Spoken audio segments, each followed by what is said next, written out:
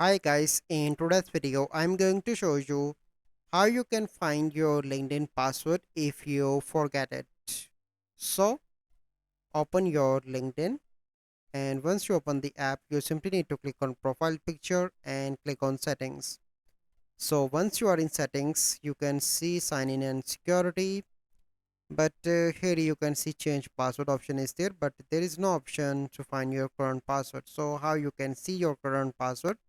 So you simply need to go back and you need to open your Gmail. Okay, click on your profile picture, go on to your Google account and go on to the security, and you need to scroll down until in the bottom you can see password manager. Click on manage passwords, and here you need to find the LinkedIn. Here it is, click on that, enter your screen lock, and this is my password. So I want to copy, so you simply need to click here, and if you want to see you simply need to click on this eye icon, but make sure that you save that into your Google password manager. As you can see that I already saved. If you do not save, then you are unable to see your password. So this is the process. I hope you find this video helpful. If you find this video helpful, must like this video, subscribe to our YouTube channel for future videos. We'll see you in the next video.